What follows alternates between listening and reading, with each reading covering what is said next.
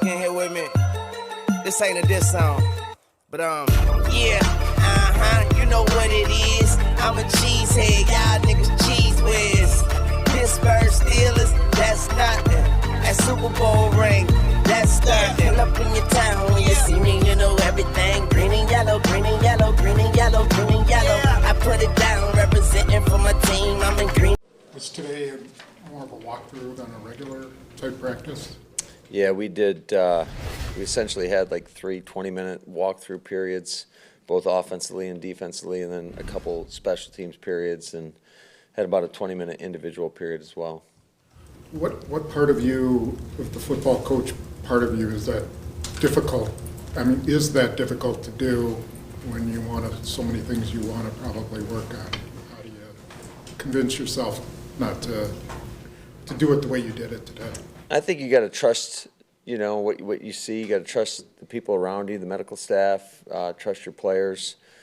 That, this time of the year, you're going to have some injuries, some bumps and bruises that people are fighting through. But ultimately, at the end of the day, you want your players fresh for Sunday. And so, use it as more of an above the neck type day where they're focusing on the details of the plan, and I thought our guys approached it well. Speaking of trusting what you see, what do you make of Mahomes practicing today? Are you preparing like it's going to be Matt Moore? Or are you preparing like you have to prepare for Patrick Mahomes? How do you approach that as an opposing coach?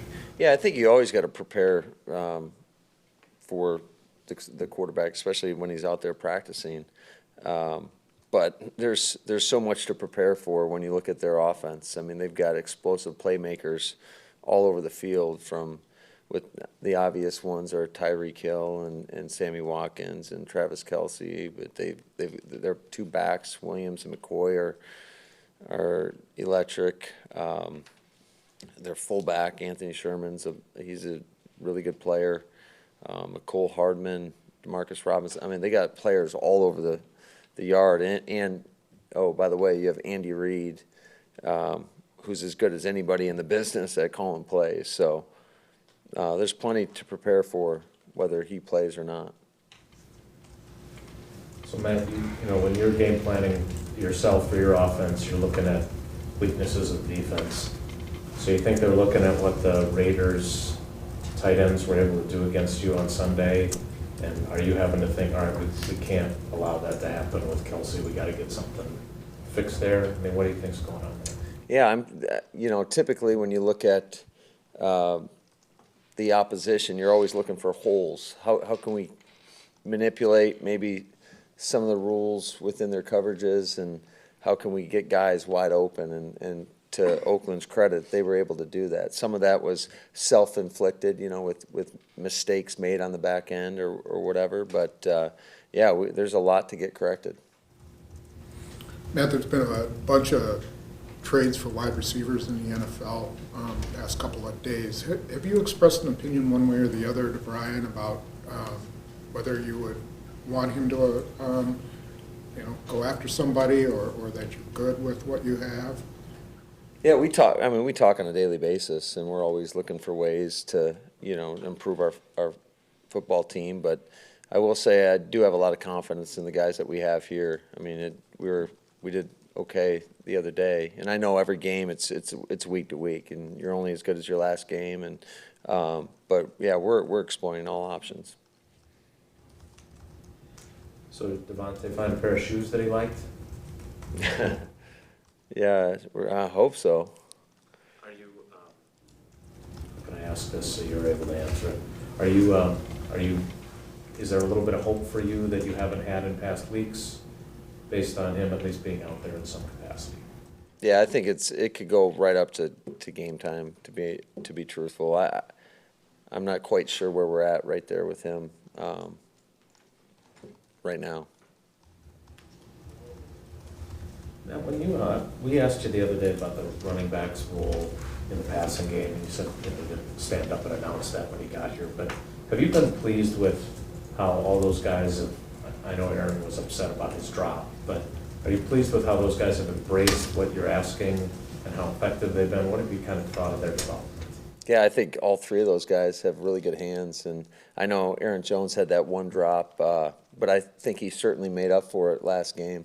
That was a heck of a catch on that corner route. And, Danny Vitale and Jamal Williams, they've all done such a great job in our pass game, whether it's being a primary target out of the backfield or being the check down and getting yards after the catch and yards after contact. So I think they've done an excellent job. And they do a great job in pass protection too. So, I'm really pleased with all three of those guys.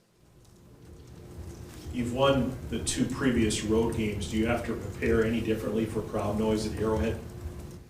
Yeah, you better prepare for it. We'll have the music nice and loud tomorrow and on Friday as well.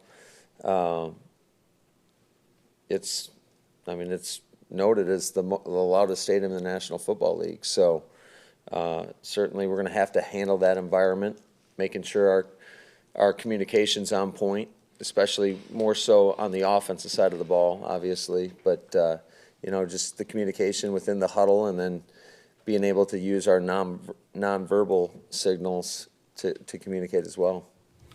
Over the years, they've had done pretty well on the road in terms of dealing with noise, and Rodgers has had his own signals and things like that. Do you mess with that a lot? Do you try to incorporate what he already knows or what he feels comfortable with, or do you have your own system that you use? No, I think, there's no sense in reinventing the wheel. I mean, he's been doing it a long time, and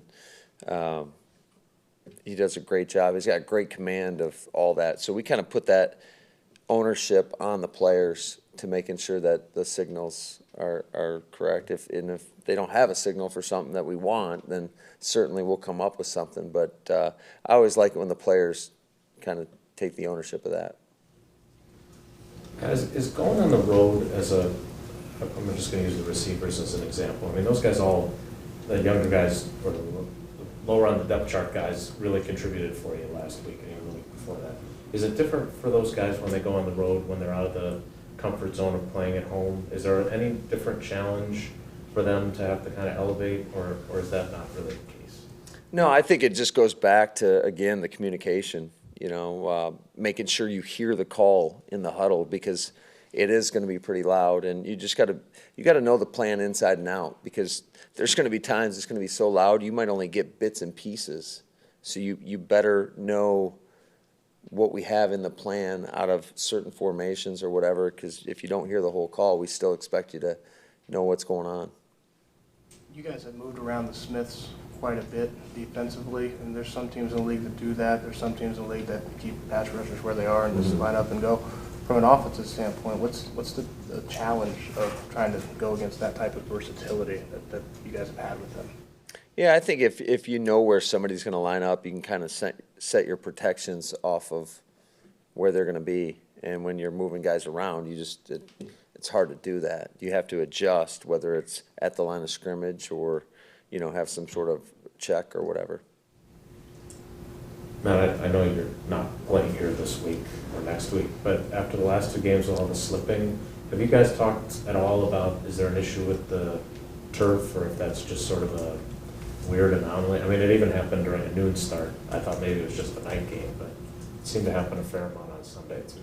Yeah, no, the grass has been slick out there, but we'll just keep continuing to try to get the right shoes on, and our guys have to be mindful of that as well. And that's why when they go out there in warm-ups, they got to see how their footing is, and sometimes you have to alter the way you play the game.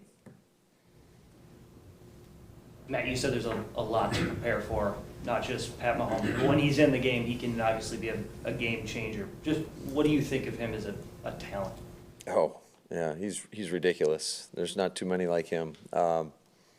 He can make every throw from every arm angle, whether he's looking at you or looking over here. It's pretty impressive. And then you've always got to account for the off-schedule plays. I mean, because he can move, and he's athletic, and he can manipulate the pocket, and he's a rare talent. Does he remind you of anyone of all the quarterbacks you've watched or worked with or admired? I mean, does he have any similarities, or is he just really unique? I think he's similar to Aaron. I think that's the guy he's most similar to, because they take pride in kind of giving some no-lookers at times and just making off-platform throws and changing arm angles, and not to mention just the arm strength and accuracy.